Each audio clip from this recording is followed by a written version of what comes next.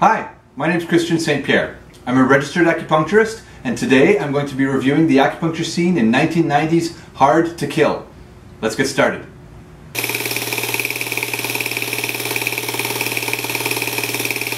Our next movie is 1990's Hard to Kill, an action thriller directed by Bruce Malmuth and starring Stephen Seagal as Mason Storm, a detective who is the victim of a violent home invasion which ends up killing his wife and leaving him for dead. Since people don't know he survives, he ends up secretly self-rehabilitating himself and then goes out to find his wife's killers to seek out revenge. The acupuncture scene actually happens with him rehabilitating himself, so he ends up actually treating himself with acupuncture. The scene's quite interesting. Let's take a look. So he's decided to heal himself. He's looking through a book. He's found something. He's found a character. That's the character G, which means medicinal dose. So he must be looking through a medical book. That's kind of cool. So the idea that, I mean, here we have the hero of the movie, and in the sort of the same spirit of the warrior healer archetype that we saw in Ninja Operation 6, which was a horrible movie. Here we also have the hero of the story who is going to use medicine, so he's going to be a warrior and a healer. In this case he's going to heal himself, but it's not knowledge that he has readily available in his mind, so he actually is seeking it out and going to look for it. Now, dosage doesn't really have anything to do with acupuncture, but it is pointing to the idea that he's looking at a medical text. Alright, that's a lot of needles of varying sizes, and they're all in a pincushion. That's pretty funny, actually. Sort of, he's got almost like a, I guess, a ceremonial altar, I guess. Yeah, it's very, very ritualistic.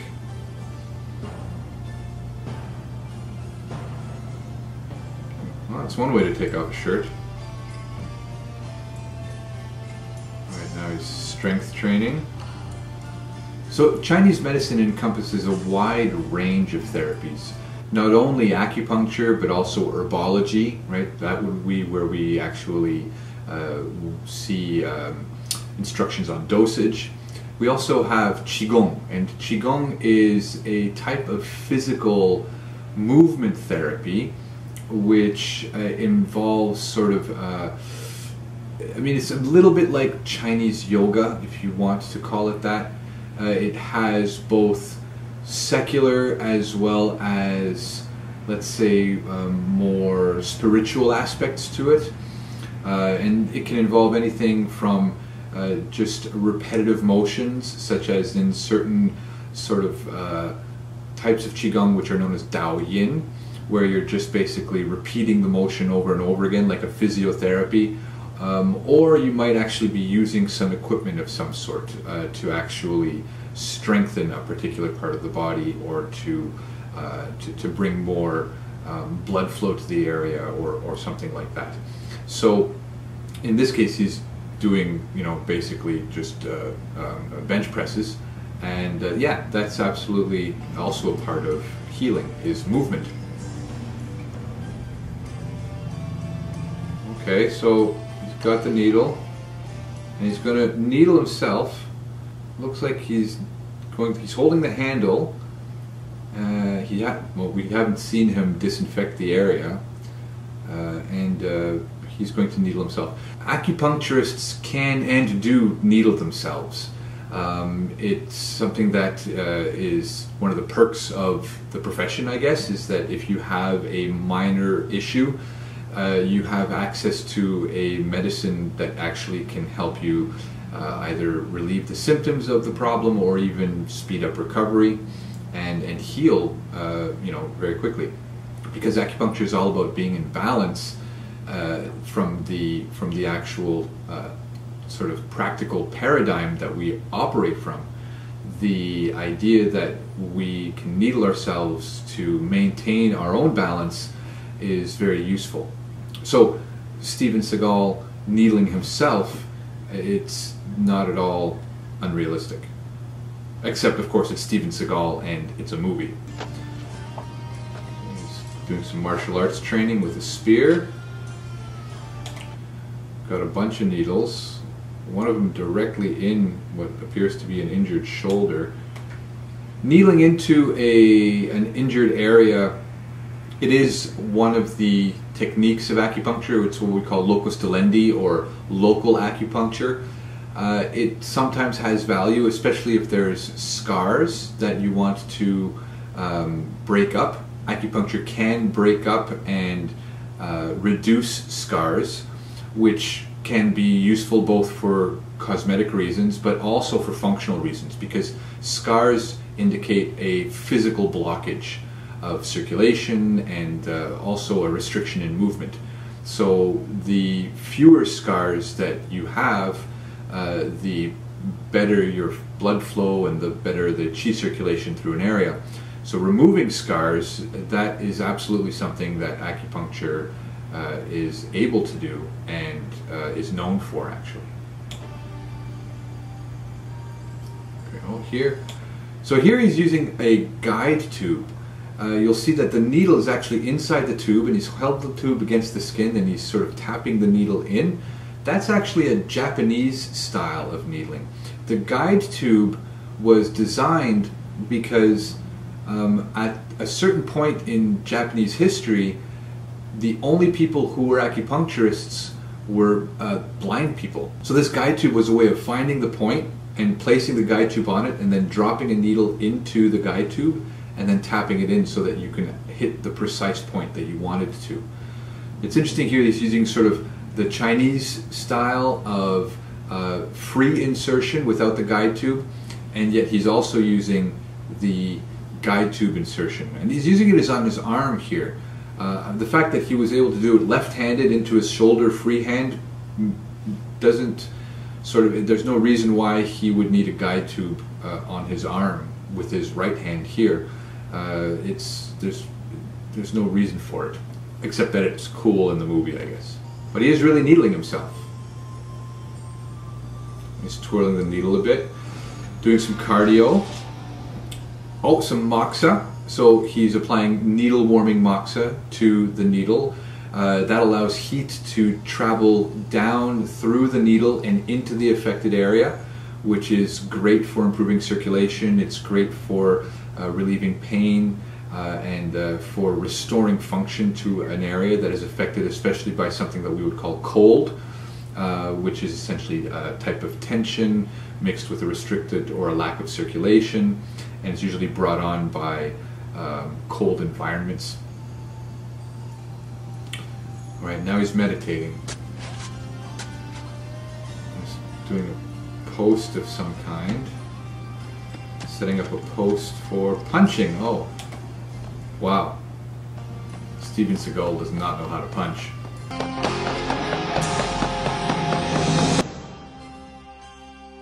So he's got moxa, needle warming moxa on his back, as well as other needles on his back.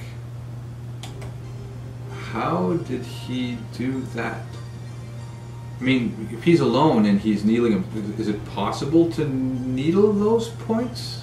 Let's find out. All right, let's see if I can do this. Can I even swab those points, first of all? I can swab up high. Maybe I can do that, yeah. On this side. Okay. So I'm going to try needling. Let's see here. Where's... Alright, so there's T1, T2.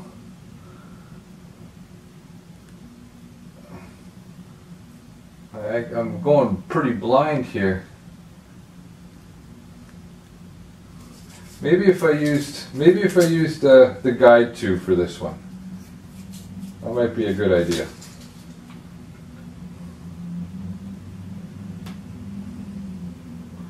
Alright, so I've got my guide tube.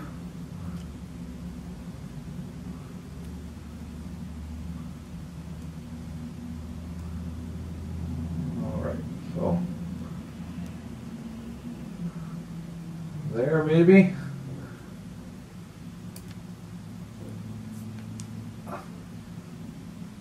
Okay, you can do it. It's possible. Try the other side. Oh, that pulls a little bit.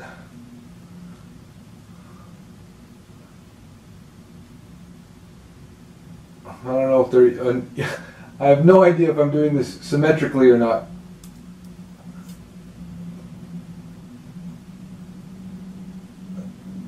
All right, so there we go.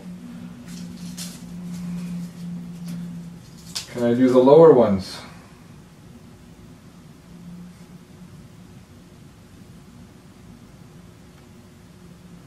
Oh man, it's quite the stretch.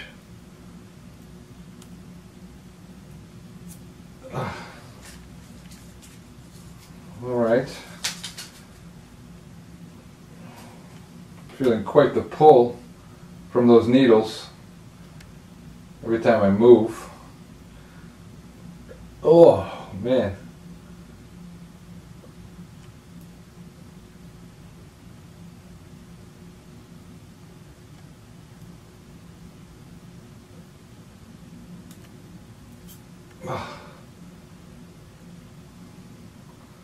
Well, I can put them in.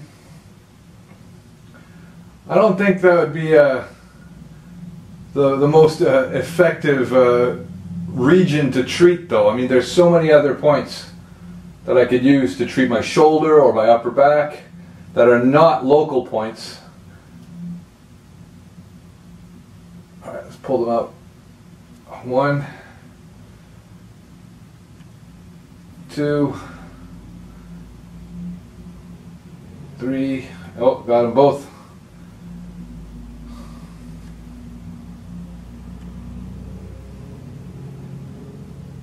Well, I wasn't sure if that was even possible. So it is possible to needle those points. It's not something that I would recommend, mainly because you're kind of going at, even with a guide tube, you're kind of going at it blind. And I mean, you could probably find a tender spot and needle it, but the other issue is that you're so contorted that your muscles are sort of maybe not in the right place, or then if you try and go and do the other side with the needle already in there, that could bend the needle, or it could actually cause some injury, which we don't want. The other thing though is that, I mean, here, if you look at the way in which he has the needles in there perpendicular, and there's a risk of pneumothorax, of lung puncture.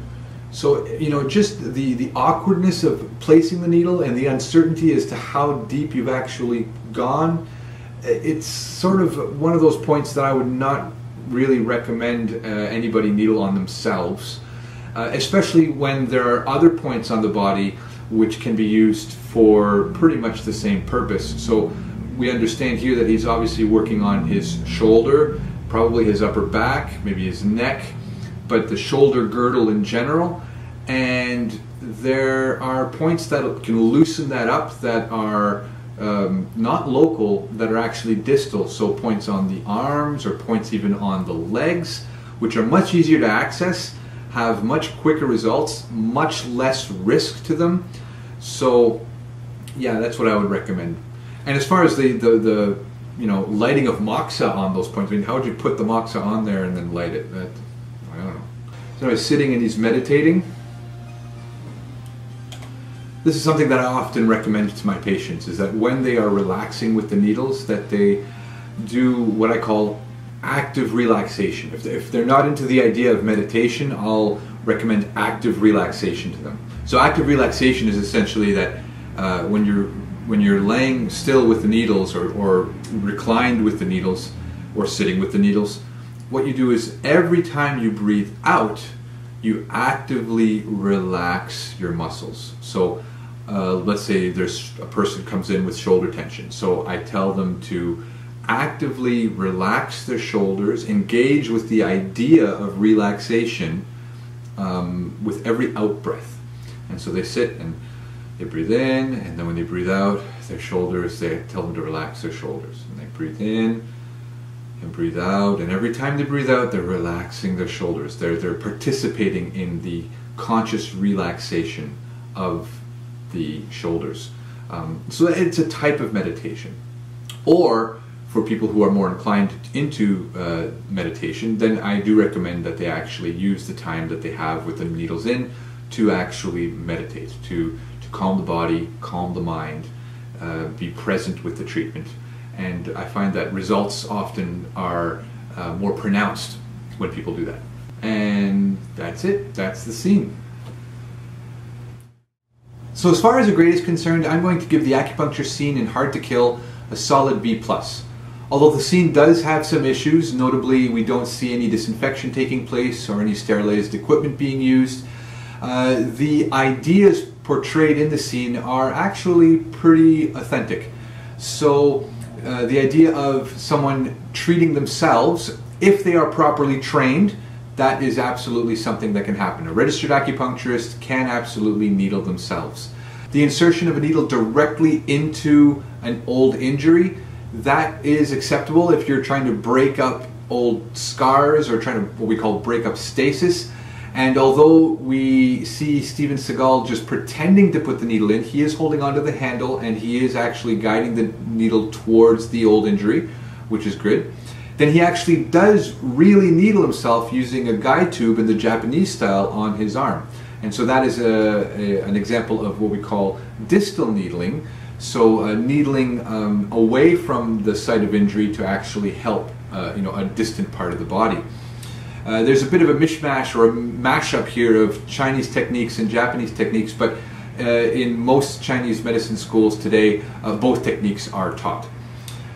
We see him using moxa or needle warming moxa to again improve circulation into the area as well as to relieve tension, and so that absolutely is something that can be used and is used very frequently.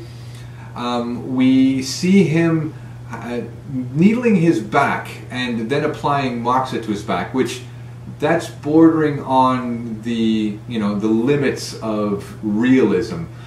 We show that it's possible, but it's not very practical and definitely not recommended. As a professional acupuncturist, I wouldn't recommend that because there's a lot of uncertainty and a lot of risk involved in that particular kind of treatment. Plus, there are points that can do the same job, which are much lower risk and much easier to access. We see him meditating, which is absolutely something that can improve the outcome of a treatment. We also see him doing physical exercise, so physical rehabilitative exercises, whether that's bench pressing, running, as well as any kind of his martial arts training. That's obviously meant to be sort of him preparing for a big fight, but martial arts is absolutely a wonderful way to get in shape and to restore health. On the whole, it's really not that bad of a scene. I definitely would point to it as an example of acupuncture in the movies done relatively well. Well, that's it for now. I hope you enjoyed the video. I'll be back again soon to review another example of acupuncture in film. So, see you next time on Poked in the Movies.